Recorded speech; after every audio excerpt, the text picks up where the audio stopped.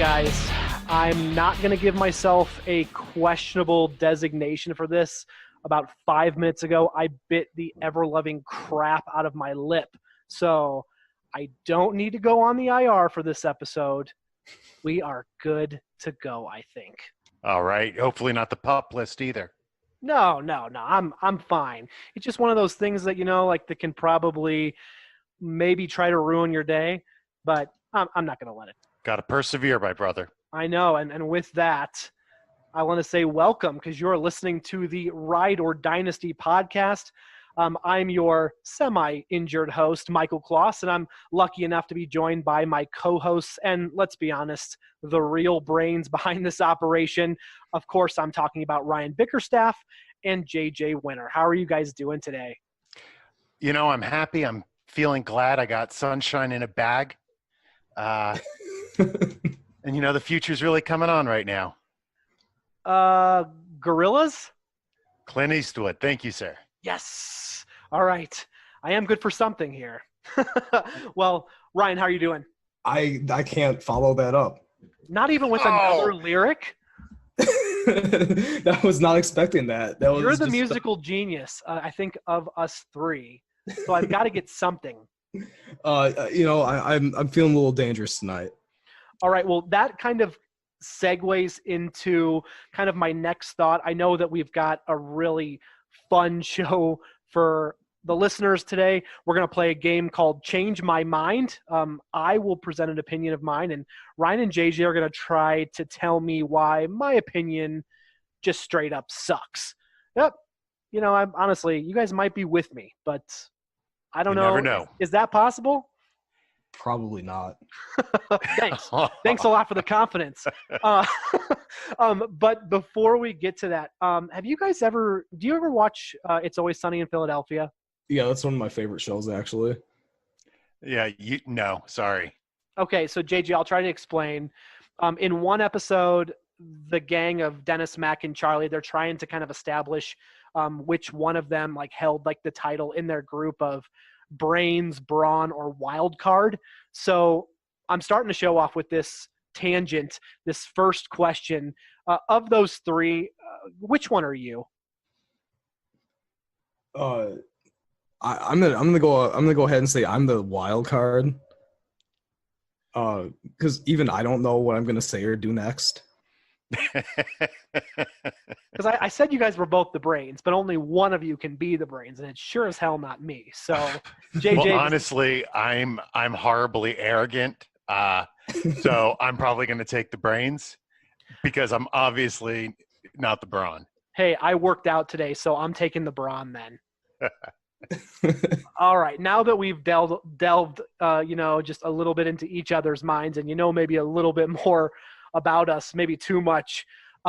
We would love to tell you, obviously, we are Ride or Dynasty. You can find more of the latest fantasy articles, rankings, opinions, and past podcasts at rideordynasty.com. And please, we really ask that you interact with us on Twitter. We're at Ride or Dynasty. You can check out the bio section, of course, for all of our handles to see and tweet us individually too, or just tweet the main handle. Please get on that platform, reach out to us, and we'll be your ride or die on your quest for a championship. All right. And we've had a few great reviews on the podcast in the last week. And we're gonna actually give those a read here on the podcast because it's important to thank those of you out there who are giving us that positive reinforcement to keep on doing this. Absolutely. I had my weekly therapist appointment tonight, so I'm okay taking some praise. So give us a 5-star review on your favorite podcast app, and we'll show you the love on the air. Our first 5-star review of this past week came from K. Gostola, and he said, "So you need some fantasy football advice that will actually help you win? Need to know which players can help you survive your league? Don't trust any other fantasy guys. This is the show for you." That's all nice. right.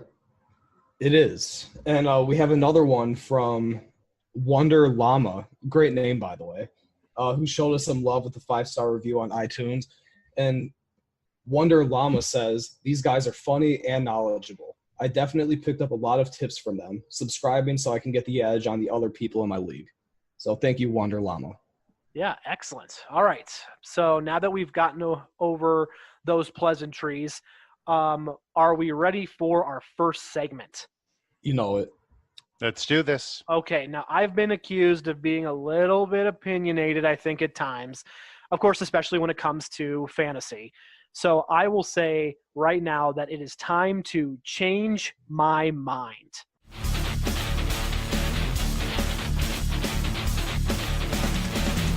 Hello. Do you want to play a game? So here's how this is going to go. I will spit my take. I've got 5 of them. And it's up to you both to tell me why I'm wrong. Hopefully you agree with me, but maybe it might not go that way. So here we go. My first change my mind. So Todd Gurley has been in the news a lot lately. He's been a topic of conversation anywhere people want to talk fantasy. And I get the drift because I'm not a Todd Gurley owner, that people aren't really sure what to do with him. I know that we've talked about it before. You know, we're looking at kind of his carry count, you know, coming off the playoffs last year. He had 30 carries, that minimal usage. Again, I feel like I'm justified in saying that his dynasty stock has plummeted in the offseason. So he's kind of dealing with that wear and tear issue, as some reporters say. He's currently managing his injuries in a quote-unquote specialized off-season program, which that does not include him reporting to actual workouts. I don't think that he's going to show anyone anything or give anyone any information. Like I said, I'm not the Gurley owner. So I actually am a Darrell Henderson owner in 2 leagues. But I am willing to say, are you ready for this? That Todd Gurley is still a top 5 dynasty running back. Change my mind. All right, Ryan, why don't you take this one?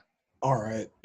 All right. I'm going to disagree. Only because I have Gurley as my running back 8 right now. Let's see.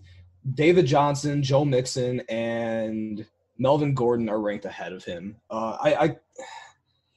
To me, the knee is a problem. The fact that Gurley was really worn down by the end of the year. I mean, you need guys that are going to help you win in the weeks of the fantasy playoffs and championship.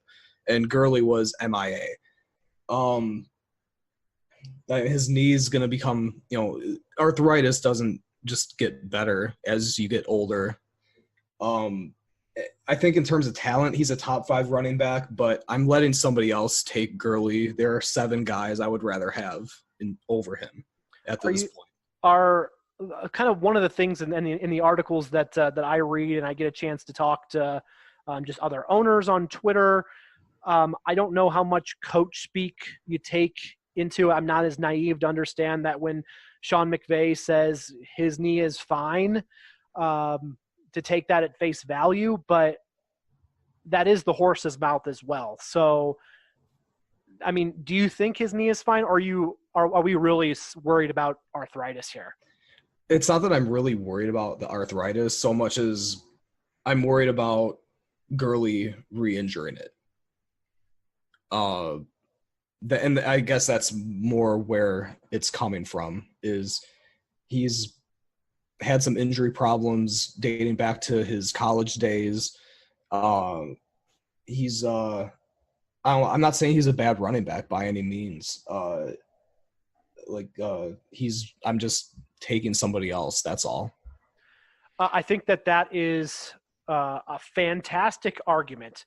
So if I had my little gavel here, I think that you did change my mind, not by much. I would push it out probably, like I said, to the rankings where you're putting him. If you're in a startup, where would you take him? Help me talk through this here. Where would you take Todd Gurley in a dynasty startup right now? All right. If he fell into like the middle toward the end of the second round, yeah, I'm nabbing him. Okay. But yeah, I'm not taking him in the first round. All right. No, I'm not giving you any benefit. Like I said, I will be hard. If you don't change my mind, you don't change my mind. But that's a smart take. So, Ryan, All right. thank you, All sir. right. Hear ye, hear ye. Put that gavel away. All right. So the next To change quote, my mind. Are you ready? To quote, no. We're not moving on yet. Okay. You're not changing your mind about Todd Gurley. Okay. To quote Mark Twain, the news of his death has been greatly exaggerated. What? We're jumping ship on Todd Gurley. All right, sure. They brought someone in to give him a breather. It's not he was seeing a very big ship that we're jumping off of, right? I mean, he was seeing an incredible workload. Every game, they were giving him receptions and carries. They were running him into the ground. So great. They bring somebody back in, going to take a little bit of that work off of him.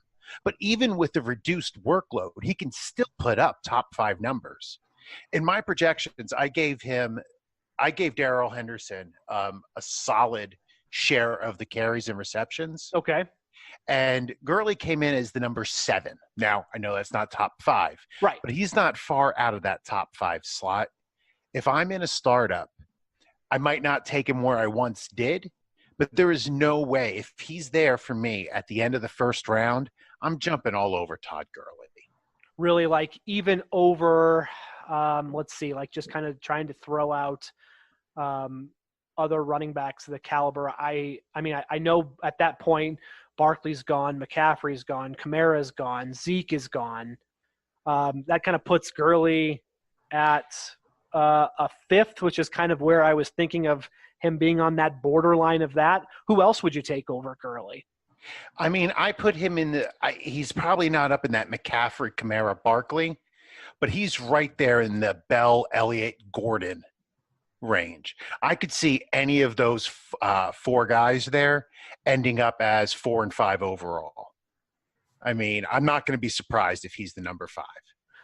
Well, now I feel like I can't go back, but again, those 2 arguments still make fantasy owners wonder what they're going to do. Maybe even coupling Gurley with, depending on obviously the league, coupling him right off the bat. Like if you're like in the 111, the 112, you get a back-to-back, or even a little bit in the second round, pairing him with like just a stud wide receiver. That sounds like it could be just a great start to your startup if it's 1 QB. All right, so let's look at our second change my mind, and that player that we're going to talk about is Phillip Lindsay. I think that he's been a polarizing player. He was the more versatile, valuable back in the Denver backfield. Despite a more productive preseason from Royce Freeman, Lindsay outrushed his rookie compadre 1,037 yards to 521 yards. He was clearly the lead back. He's a little smaller, obviously, was undrafted. I don't think that matters anymore here. Caught more balls out of the backfield. But we've got a new coaching staff, a fresh approach maybe. Scangarello, Kyle Shanahan disciple, he's the new OC in Denver. I don't know if he's beholden to any player on the Broncos roster. So, guys, change my mind that Phillip Lindsay is not a top 20 running back and will never be one again. All right, I object. Order in the court.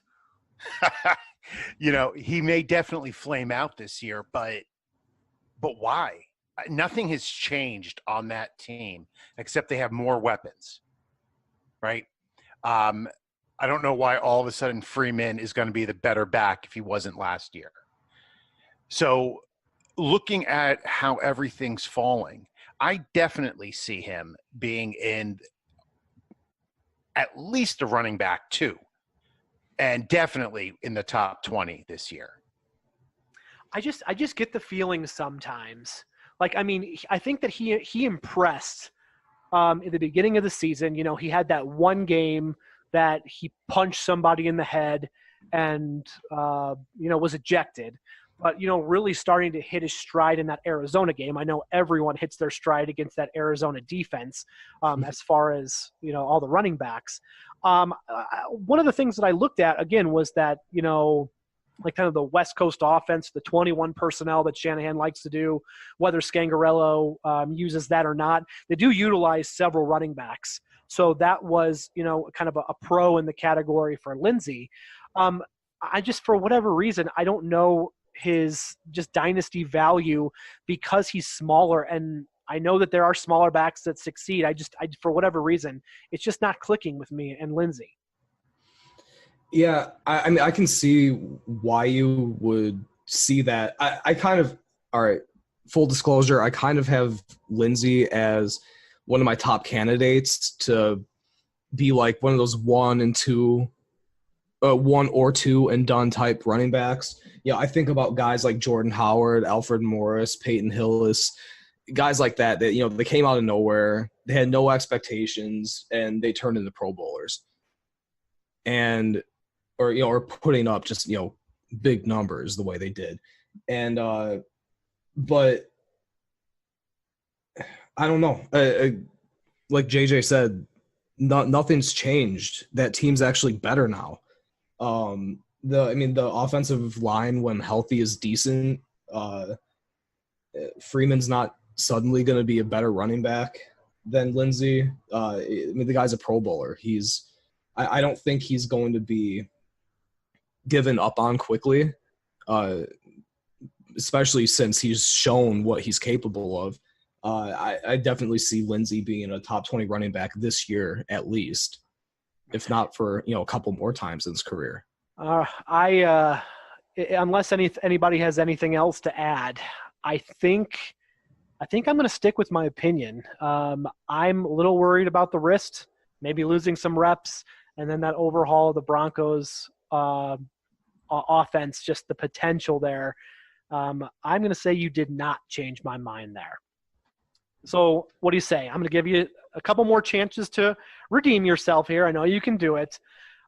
This is a big one, and I know I'm going to cause some ripples here. So last season, only 8 rookie wide receivers eclipsed the 500-yard receiving mark, okay? So of those 8, 3 went over the 700-yard mark. I think that you could guess who that is, right? I know. Why don't I go ahead and ask you? Do you know who they are? Ridley. That's and one. DJ Moore. Of course. You love DJ Moore. And probably, Sutton? Okay, so we're just talking about the Broncos. Of course, I expect you to nail that. Ridley stepped up, obviously, on the Falcons. Sutton has that talent, Manny Sanders, he was injured a lot of the season. Demaryius Thomas was traded to maybe help Sutton kind of achieve that mark. DJ Moore, he established himself, I can say, with that new receiver group in Carolina for Cam Newton. Now, I'm going to say because there were only 3 receivers that topped the 700-yard mark, I'm going to go with, and key in on the number 600 for me, I'm going to say no rookie wide receiver will have more than 600 yards receiving in 2019. Change my mind. All right, I'll take this one. I said, right. I really hurt Ryan's feelings there. Yeah, Ryan actually almost just had Ryan, are you still there? Down. Are you okay? I'm just waiting for my turn to speak. All right. Okay. So, looking at the rookie class and the draft position and where they're going to start for their teams, I see probably at least 5 having at least 600 yards. McCole Hardman will definitely go over that. Keneal Harry, Metcalf. I actually think McLaurin and Boykin might as well. On the Ravens? Yeah, I think both Marquise Brown and Miles Boykin are going to go over 600 yards. Oh, man. 600 isn't a big number. You're giving me a headache. Yeah, but I would argue that there was a more talented class last year, and I know that placement plays a huge role in that. But you're telling me Lamar Jackson is going to support. I know you say 600 isn't a lot, but 2 rookies? Oh man, that gives me a headache. Why not? Well, I mean, honestly, who's starting over them? Willie Snead, Jordan Lasley? No. Jordan Lasley does have a lot of talent. I watched a lot of his tape on when he was at UCLA, and I really do like. Again, if he has some go routes, which he kind of needs, again, he was one of Josh Rosen's favorite receivers. Is he going to be one of Lamar Jackson's? I don't know. That remains to be seen. He wasn't anything last year, so I'm hoping for in this situation, I think he's atop the depth chart right now. So that could change, obviously, very quickly. And, and disagree with who I named, but maybe they all won't get over 600, but at least 3 of them will get over 600. Yeah, I actually want to add some names to that list. Paris Campbell. Big surprise there, Ryan. Andy Isabella and Hakeem Butler. I can see doing it. I'm looking out for Deebo Samuel, JJ Arcega-Whiteside, and AJ Brown to reach 600 yards. So how many are we looking at right there between the two of you guys and your projections and thoughts? I personally have 10 rookies hitting the 600-yard plateau. Whew. I'm going with 5. So just, again, you're looking more purely at the talent of this class, the teams that they're on, which, of course, like I said, I did too, but I got to have some kind of prediction here to get you going, and it did. And then just pure talent as well of this that separates from last year's talent and draft.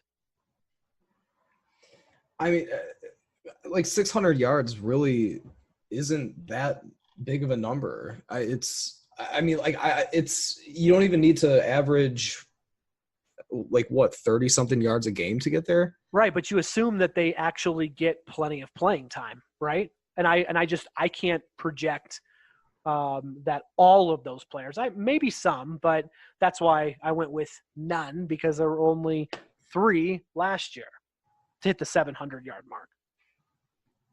Yeah, I don't know. I guess time will tell. I think this is a really good receivers class.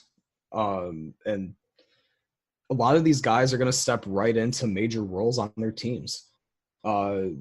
Like Harry, he's going to be the number 1 receiver on that team. I mean, who else is going to be the top guy? Edelman. Okay. All right. I'll give you that. But Edelman needs a compliment. Edelman's on number 1. James White, maybe. It depends how much they run the ball in New England. They have – how many running backs do they have at this point with Harris, Burkhead, Michelle? Yeah, their backfield's looking like a used car lot. Yeah. Actually, that's more Buffalo. But, last year there were 52 receivers who had over 600 yards. And that's just wide receivers. That's not including running backs. So I think there's actually a chance that there's going to be 2 rookie running backs with over 600 receiving yards. No, I could see that. Who are you looking at?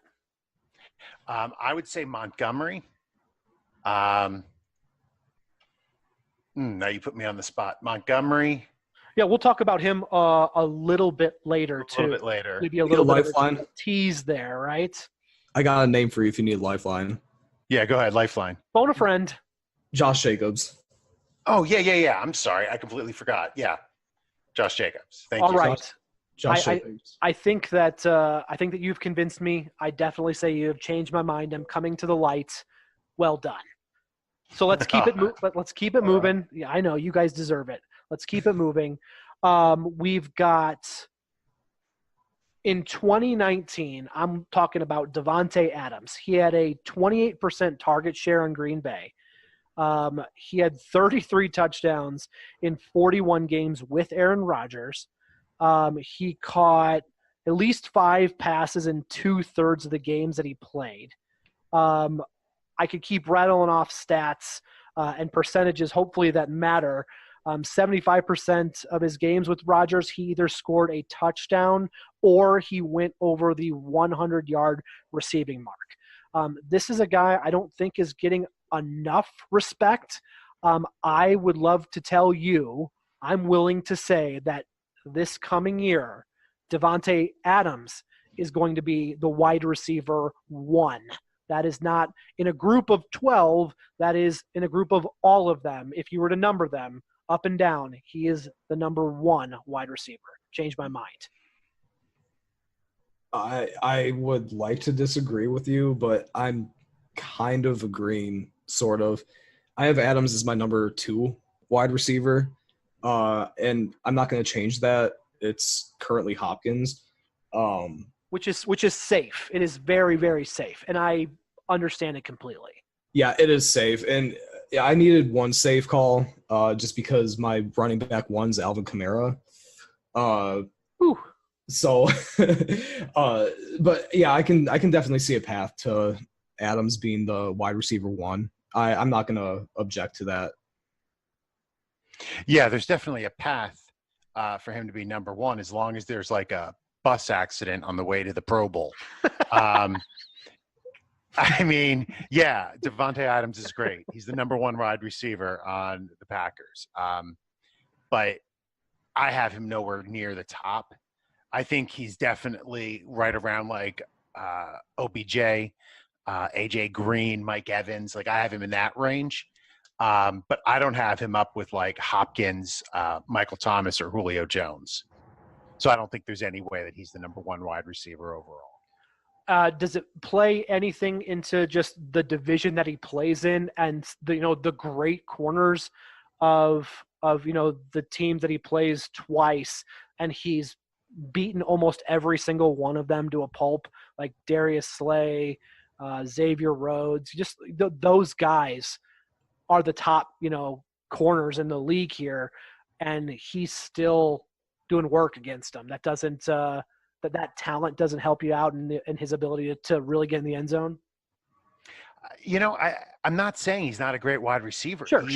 He's a wide receiver 1. He's I have him ranked number 11. And I just think we have a lot of good wide receivers right now in the league. Wait. 11 overall? Of the 11th wide receiver. Oh, man, that's criminal. Wow. I know. Look, we'll talk about it in a little bit, but that's where I have him. Okay, finally, I would love to talk about Bears quarterback Mitch Trubisky. He's really growing up, in my estimation, in Matt Nagy's offense. Now we're getting ready for year 2, and there's the continuity there. The Bears have really upgraded the offense with Mike Davis, and we kind of talked a little bit about Montgomery, which I think kind of was a pretty big steal for that team.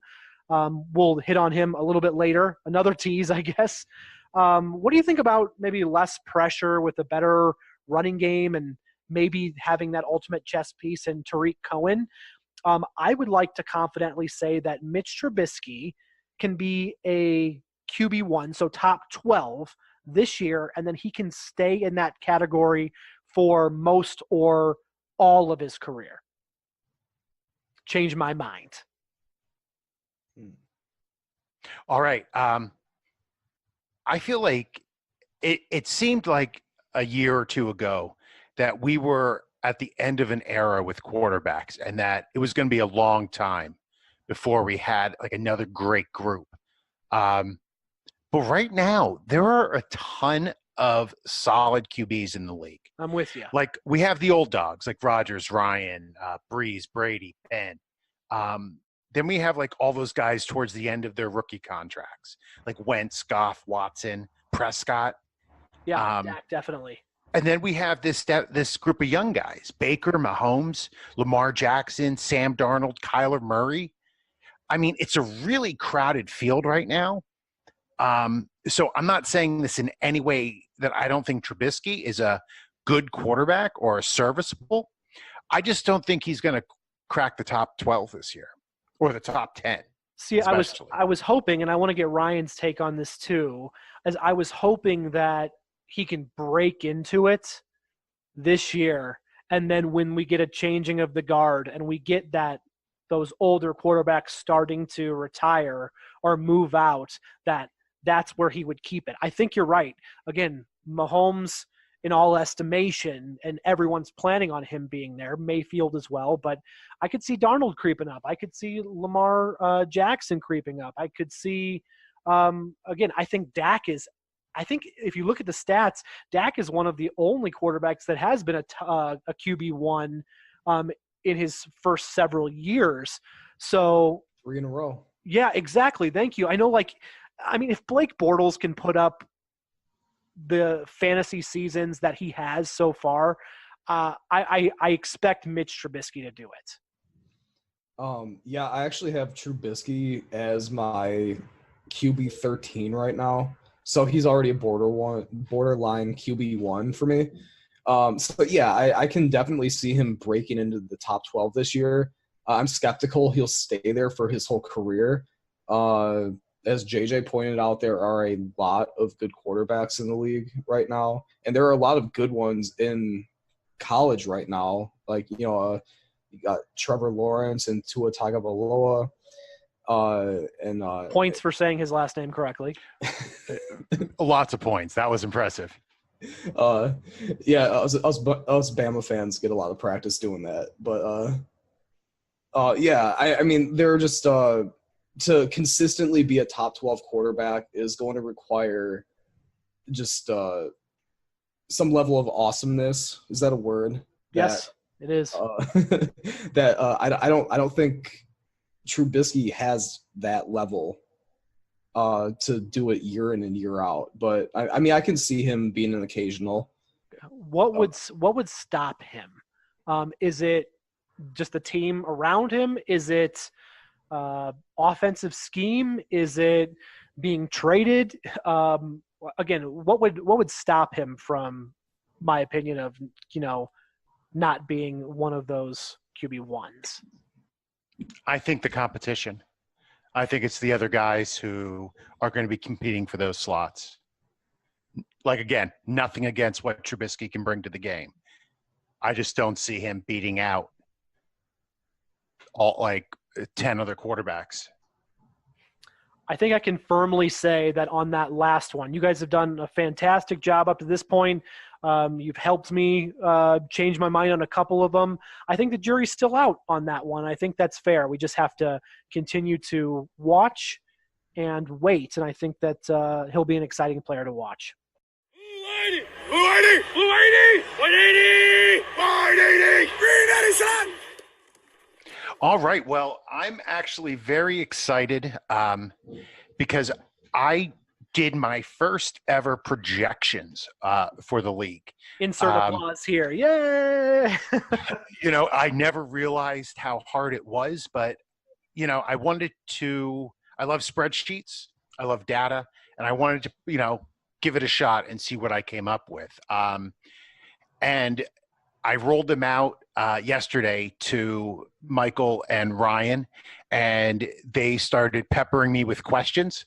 So I just said, you know what? Why don't we just save it for the show? And you guys can ask me any question you want. And, I was surprised by where a lot of people ended up. So I'll give a shot at explaining them. Yeah. And before we start with questions, again, kudos to you and Ryan and just putting this together to be able to go through. I know you say you like spreadsheets and I like data.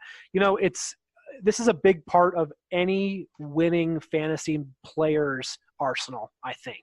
Looking at, again, weighing the numbers, putting them actually into a spreadsheet, seeing what you can do, and what you actually project and feel, because we listen to a lot of other experts ourselves, and they do it. And I think that obviously we all have opinions here, but we try to adjust our rankings and our opinions based off projections and kind of who we like and who we don't. So just very impressed. Not trying to scratch your back too much here.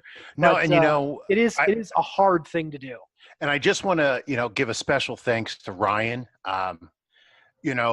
When somebody has a pet project and somebody volunteers to help them out, like Ryan put up with me being a slight asshole to him a lot because he would ask me questions and I would, Earmuffs. just say, no, like, this is what I want. But he helped me so much with these, just putting in data and looking over what I was doing, and calling me crazy when I was needed to be called crazy. Well, Ryan, Thank you, Ryan. it's a poor prize, but because you did such an awesome job too, why don't you start us off with your first question to JJ and his projections, and helping out the listeners understand what they're going to be hearing about, maybe even seeing later.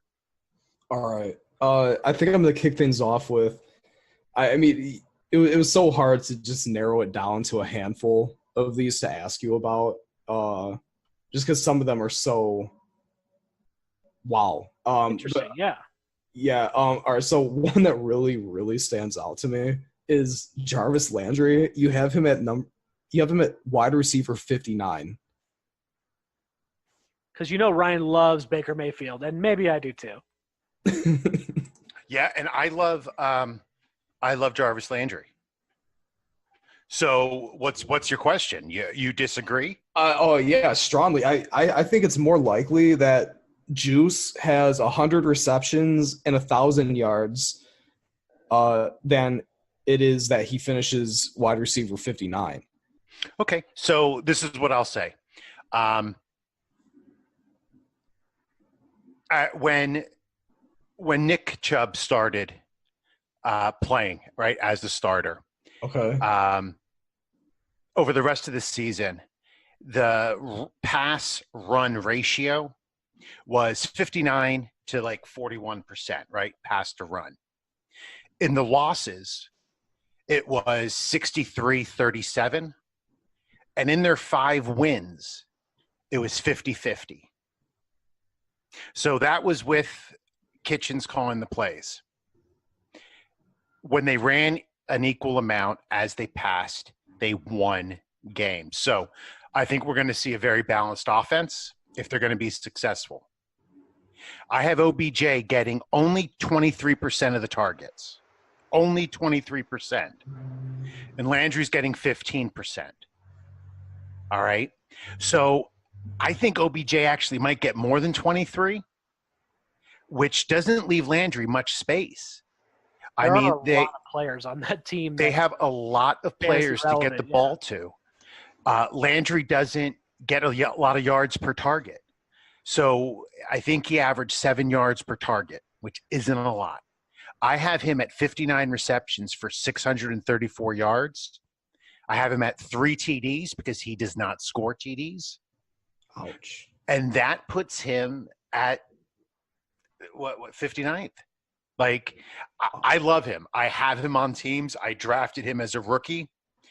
But, part of the things with doing projections is you have to look at what a team's going to do as a whole, and then you deal it out to the players.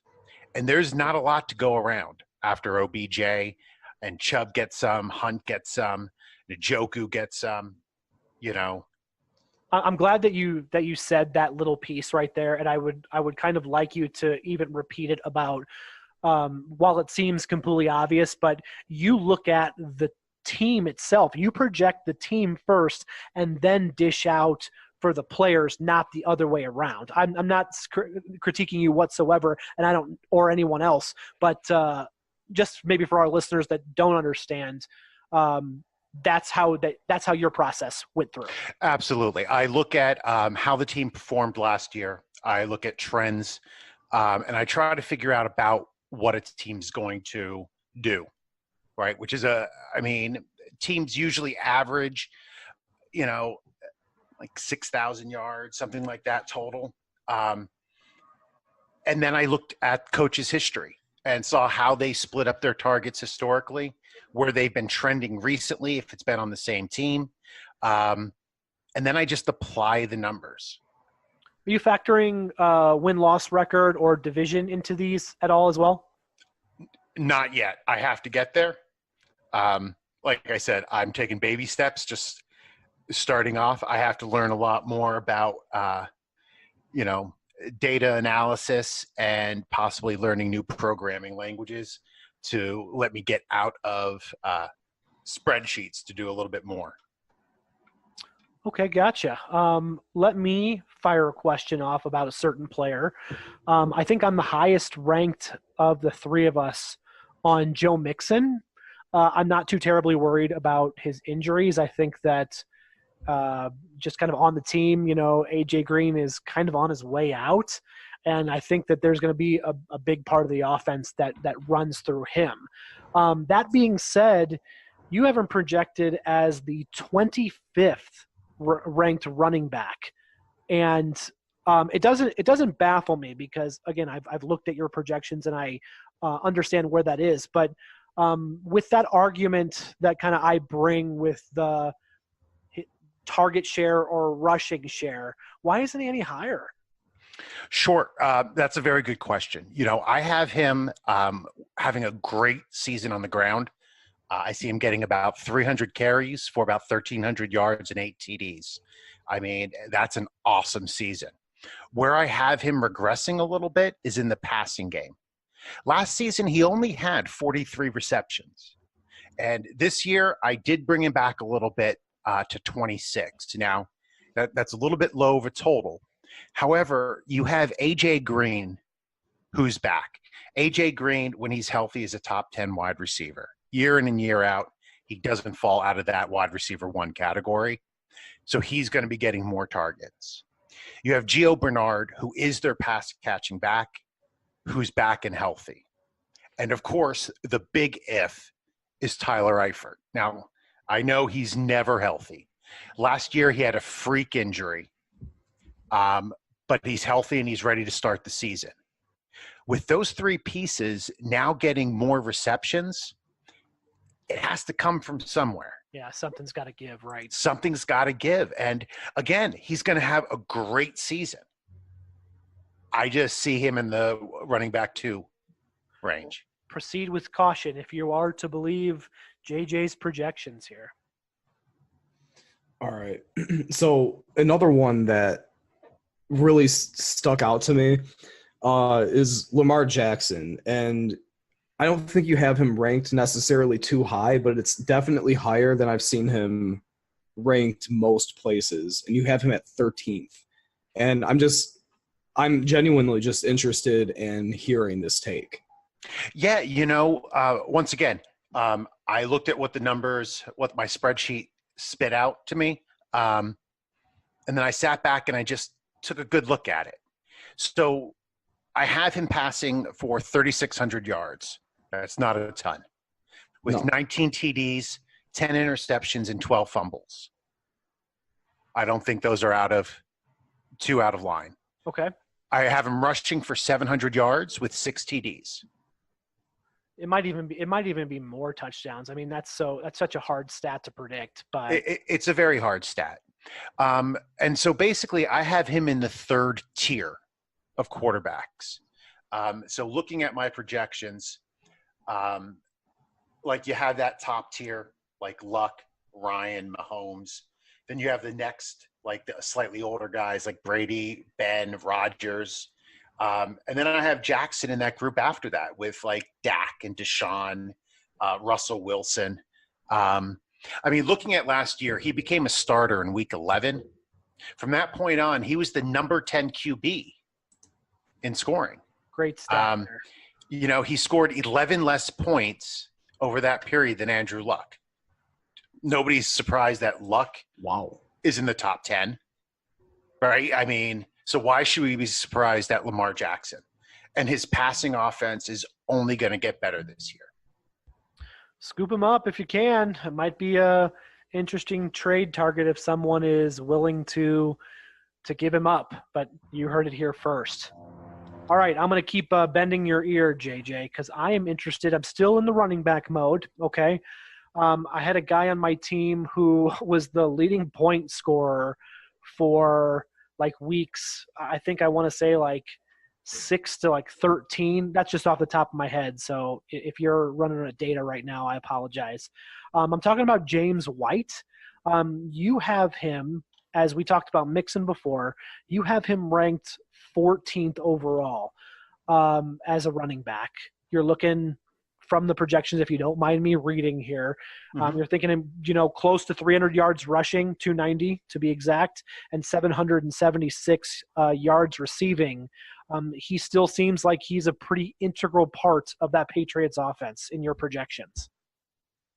Yeah, I think James White is, he's obviously one of Brady's favorite targets. And when Brady gave him the ball last year, he performed.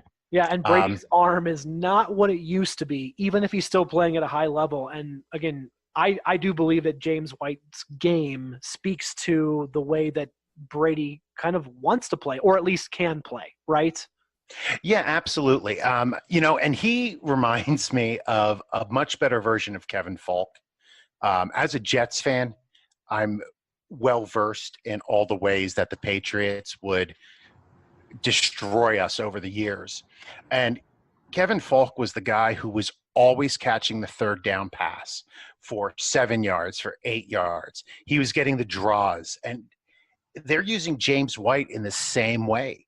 He can run the ball, but mostly he's just another wide receiver target.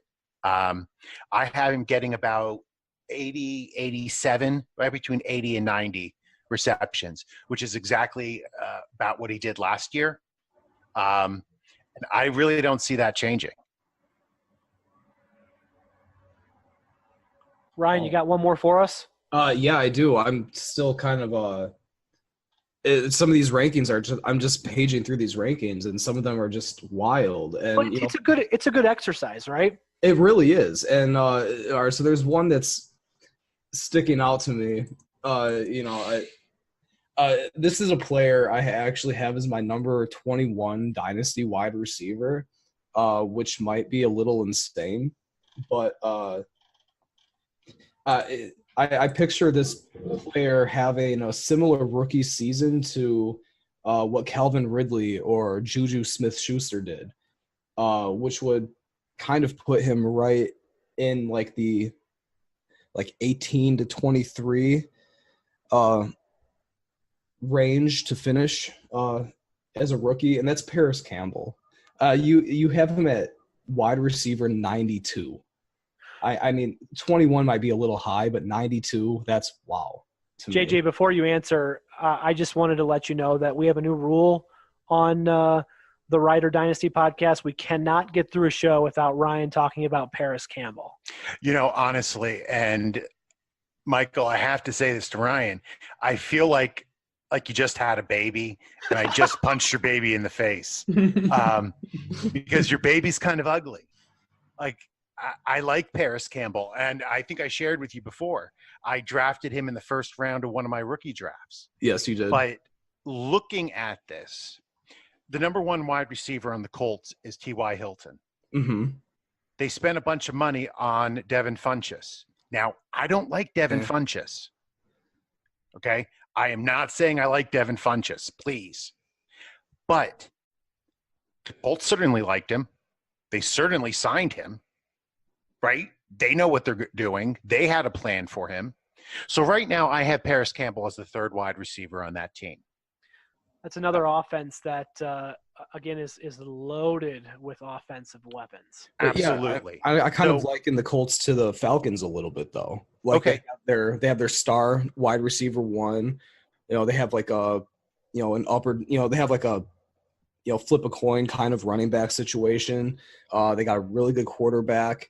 And, kind of like Ridley last year for the Falcons, he had Mohamed Sanu, I think was actually the real wide receiver two there for the majority of the year. And he still had over 800 yards, I want to say, himself.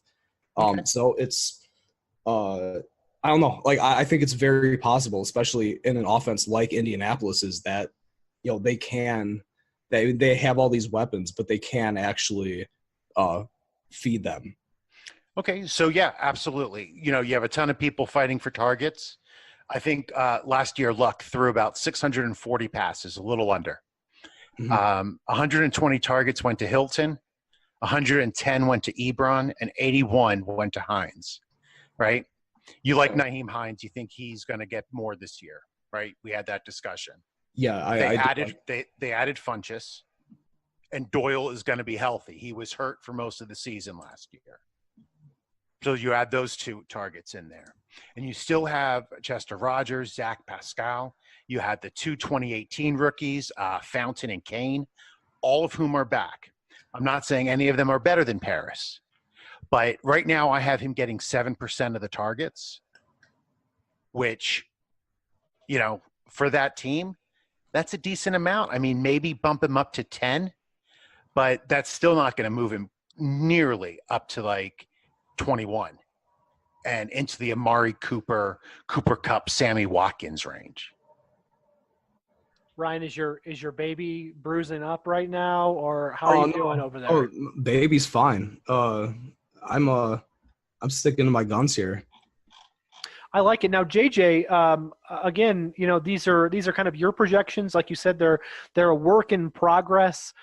As you sort through right here before we kind of close out the show, is there anything that you'd like to add about your projections, or any players that maybe even you were surprised? It's okay if you don't have any, but maybe anything that as you went through raised your eyebrows a little bit. Sure. One that stood out to me as being low was Sam Darnold. I was super excited for Sam Darnold heading into this offseason. And I still am as a Jets fan. I'm really happy he's our quarterback. But I can remember in one of our early pods talking about Sam Darnold maybe being like a QB1. And I have him firmly at the bottom of the QB2 range. And just looking at the situation, like I can't see them improving so much as to propel him with that much of a leap forward. So I think it might take him 2 or 3 years to get up to where, you know, he's a QB1 in the league. So that one surprised me. Like it kind of upset me a little bit, kind of like Paris Campbell did to Ryan. But somebody who actually stood out that I was happy to see, David Montgomery.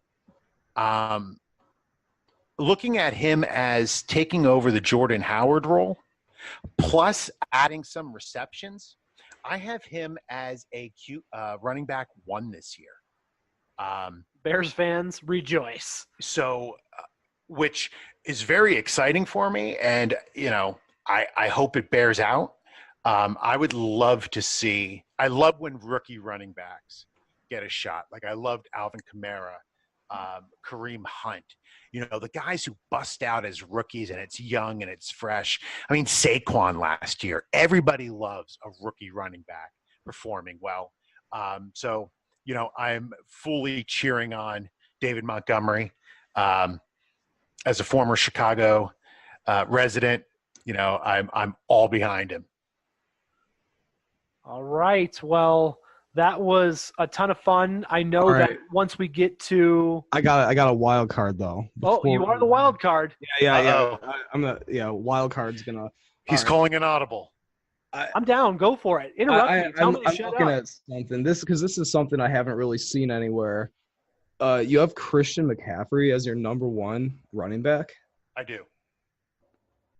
All right. You want to talk about that a little bit? Yeah. I don't know what there's not to love about Christian McCaffrey. I mean, he destroyed the league last year. And the offense has only gotten better around him. So the big everybody else, not everybody else, a lot of people have Saquon as number 1. So if you look at those two, right, both of them had amazing years last year. One team got precipitously worse, right? The Giants are not a good team. And one team, you know, and one team became better. They have more weapons. Now, I think that's just going to open the field more for Christian McCaffrey, whereas Saquon is going to see, I mean, all they have are slot receivers and Saquon. You know, you have Sterling Shepard, you have Golden Tate, you have, Evan Ingram. All of those are slot players. Who's going to stretch the field on that team? So, you play a short zone. I don't see how people are going to get open. And Saquon's an amazing player, but I don't think he can go 1-on-11 and win. But I still have Saquon as the number 2. So I don't think it's too big of a shift there. Ryan, well done. You should be a wild card a little bit more often. Just throw in some audibles in there. I love it. What do you think? Let's close up the show. Let's I guess before we actually do go, JJ, what can we expect from your projections going forward? I don't want to promise anything that I don't know about. Well, I have to look over these a lot more. You have to kind of go through them line by line. I have to see how depth charts are going to turn out. So I'm not going to put my projections themselves out. I have to do some work with translating these into Dynasty rankings because these are more redraft rankings. So I have to do a little bit of, number crunching with age and, longevity. But I will get these up probably on the site within a week and a half as far as redraft rankings. We certainly look forward to you just giving us a little bit at a time, or, of course, checking out those rankings on our website. And, of course, we are at riderdynasty.com for all of that latest info. All right. And remember, you can listen to us on Podbean, iTunes, our YouTube channel, Spotify, or on our website. As Michael mentioned, that's riderdynasty.com. And don't forget to follow us on Twitter at riderdynasty. And, of course, we mentioned earlier at the beginning of the podcast that please leave us a review on Apple Podcasts or your favorite podcast app that supports reviews. If you're driving right now, I know I like to listen to podcasts when I'm in the car. Please, when you get to your destination, you can leave us a review. Don't stop where you are. And if you're sitting down, well, then what the heck are you waiting for? Give us that review. We really appreciate you listening. And thank you just so much for joining us. Of course, guys, why don't you take us out for this episode? All right, guys, I'll see you all later. Give it a name. Catch you in the next one. Let's go Blues. Good night.